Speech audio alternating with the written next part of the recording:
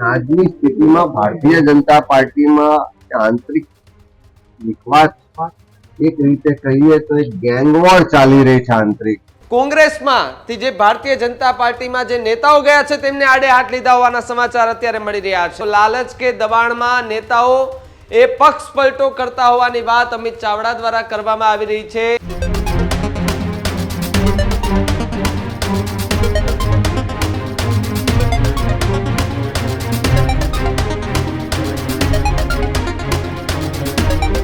ગુજરાતના રાજકારણને લઈ સૌથી મોટા સમાચાર સામે આવી રહ્યા છે કે જે એક તરફ કોંગ્રેસ ગુજરાત કોંગ્રેસની પ્રશિક્ષણ શિબિર કે જે જૂનાગઢની અંદર આયોજન કરવામાં આવ્યું હતું. રાહુલ ગાંધી, મલ્લિકાર્જુન ખડગે, વેણુગોપાલ સહિતના રાષ્ટ્રીય નેતાઓ એ જૂનાગઢના ત્યાં મીટિંગ કરવા માટે પહોંચ્યા હતા. સાથે જ ગુજરાતના નવનિયુક્ત જે પ્રમુખો છે એમની સાથે વાતો કરવામાં આવી હતી, ચર્ચાઓ કરવામાં આવી હતી. એ વચ્ચે સમાચાર પ્રદેશ પ્રમુખ અમિત ચાવડાએ ભારતીય જનતા પાર્ટી પર પ્રહારો કરતા કહ્યું છે કોંગ્રેસમાંથી જે ભારતીય જનતા પાર્ટીમાં જે નેતાઓ ગયા છે તેમને આડે હાથ લીધા હોવાના સમાચાર અત્યારે મળી રહ્યા છે. સાથે જ જો વાત કરવામાં આવે તો એરપોર્ટ પર જ અર્જુન મોઢવાડિયા સામે એ વિરોધ જે છે તે અમિત ચાવડાએ દર્શાવ્યો હોવાની વિગતો અત્યારે મળી રહી છે. કોંગ્રેસમાંથી ભાજપમાં ગયેલા નેતાઓની એ ટીકા કરી હોવાના સમાચાર મળી રહ્યા છે. સાથે જો વાત કરવામાં આવે તો લાલચ કે દબાણમાં નેતાઓ એ પક્ષ પલટો કરતા હોવાની વાત અમિત ચાવડા દ્વારા કરવામાં આવી રહી છે. સાથે જ પાર્ટી થકી ઓળખ મળી છતાં પક્ષ પલટો કર્યો, આ પ્રકારની વાત અમિત ચાવડાએ કરી છે. સાથે જ સામે પક્ષે જઈને તેમની દશા શું થઈ એ બધા લોકોએ જોયું છે, આ પ્રકારની વાત અમિત ચાવડા દ્વારા કરવામાં આવી છે. ભારતીય જનતા પાર્ટીમાં આંતરિક વિખવાદ અને ગેંગ વોર ચાલતી હોવાના આરોપ અમિત ચાવડાએ લગાવ્યા છે. ગુજરાતના લોકો પણ એમના શાસનથી ત્રસ્ત બન્યા છે. સાથે જ પ્રદેશ પ્રમુખ અમિત ચાવડાએ સૌથી મોટું નિવેદન અને સાથે જ ભારતીય જનતા પાર્ટી પક્ષ સામે પણ એ વિરોધ નોંધાવ્યો છે. અને સાથે જ જે લોકો કોંગ્રેસમાંથી ભારતીય જનતા પાર્ટીમાં ગયા છે, ખાસ અર્જુન મોઢવાડિયાને લઈને તેમણે આ નિવેદન આપ્યું છે.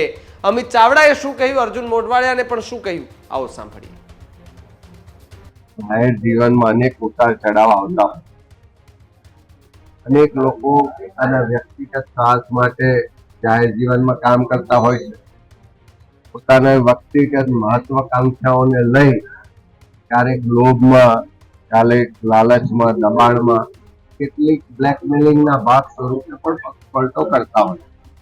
ઘણા બધા લોકો એવા છે કે મહત્વાકાંક્ષાને લઈ પાર્ટીએ વર્ષો સુધી ખૂબ આપ્યું છે, ખૂબ મોટા પદો પર એમને પાર્ટીએ ઓળખ આપી છે. પાર્ટી થકી જેની ઓળખ થઈ છે એવા લોકોએ પણ સામે પક્ષે જઈને એમની શું દશા છે, શું સ્થિતિ છે, બધાએ જોયું છે.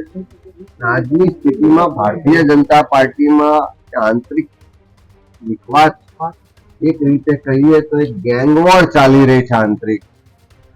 એ સ્થિતિમાં ગુજરાતના લોકો પણ હવે આ શાસનથી રસ છે. કાયદો વ્યવસ્થાની પરિસ્થિતિ પડી ભાગી છે. યુવાઓને મોંઘું શિક્ષણ લીધા પછી રોજગાર નથી મળ્યો. ખેડૂતો આર્થિક રીતે પાયમાલ છે. મહિલાઓની સુરક્ષાના પ્રશ્ન છે. જળ જંગલ જમીનના પ્રશ્નો છે. આ બધા જ ક્ષેત્રમાં સરકાર સરેઆમ નિષ્ફળ નીવડી છે. અધિકારીઓનું રાજ અને કમિશન રાજ ગુજરાતમાં ચાલે છે. એની સામે લોકો પરિવર્તન માટેની તૈયારી કરી છે.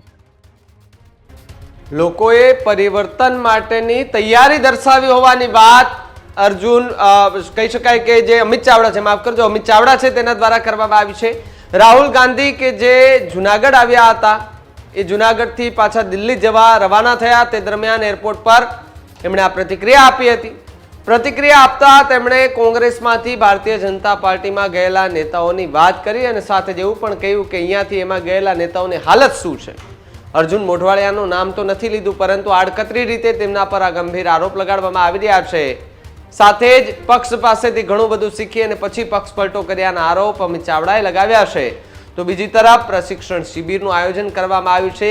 એક તરફ કોંગ્રેસ એવું કહી રહી છે કે ભારતીય જનતા પાર્ટીમાં આંતરિક વિખવાદ અને ગેંગ વોર ચાલે છે, તો બીજી તરફ કોંગ્રેસની અંદર જે પ્રમાણે જે સ્થિતિનું નિર્માણ થયું છે કે એક તરફ જિલ્લા પ્રમુખ કે જે ન હાજર થતા, બે શિબિરોમાં હાજર ન થયા, તો તેમને લઈને પણ નિવેદન આવ્યું કે ભાઈ જે લોકો પાર્ટીની અંદર કામ નથી કરતા ધ્યાન નથી આપતા અથવા તો પછી જનતાને જે નેતા નથી જ જોતો એ નેતાને થોપવામાં આવે છે તે ઉપર પણ ચર્ચા કરવામાં આવશે. અને ફરી એકવાર રાહુલ ગાંધી ગુજરાત આવવાના છે 18 તારીખે.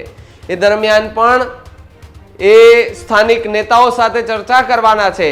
પરંતુ અત્યારે કોંગ્રેસ દ્વારા ભારતીય જનતા પાર્ટી પર ગંભીર આરોપ લગાડવામાં આવી રહ્યા છે. ગેંગ વોર જેવી સ્થિતિ સાથે જ આંતરિક વિવાદ જેવી વાત અમિત ચાવડાએ કરી છે.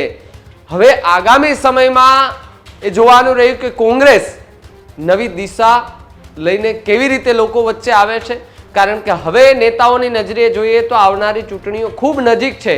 આમ તો હજી ખૂબ વાર છે, પરંતુ નેતાઓની નજરે જોઈએ તો હવે ટૂંક જ સમય છે એમની પાસે, એવું સમજી લઈએ.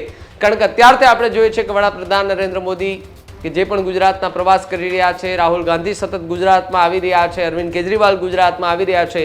આ પ્રકારના એટલે લગભગ પક્ષોના જે દિગ્ગજો નેતાઓ છે, રાષ્ટ્રીય નેતાઓ છે કે જે ગુજરાતનો પ્રવાસ કરી રહ્યા છે, અલગ અલગ વાતોને લઈ અલગ અલગ ચર્ચાઓ કરી રહ્યા છે, મંથન કરી રહ્યા છે. ગુજરાતમાં કેવી રીતે ચૂંટણી લડવી, કેવી રીતે લોકોની વચ્ચે જવું, કયા કયા પ્રશ્નોને લઈને લોકોની વચ્ચે જવું તેને લઈને ચર્ચાઓ. એ પહેલા પક્ષની અંદર જે આંતરિક વિવાદ ચાલુ છે એને કઈ રીતે ખતમ કરવો તેને લઈને રાષ્ટ્રીય નેતાઓ જે છે તે સતત ગુજરાતના પ્રવાસો કરી રહ્યા છે.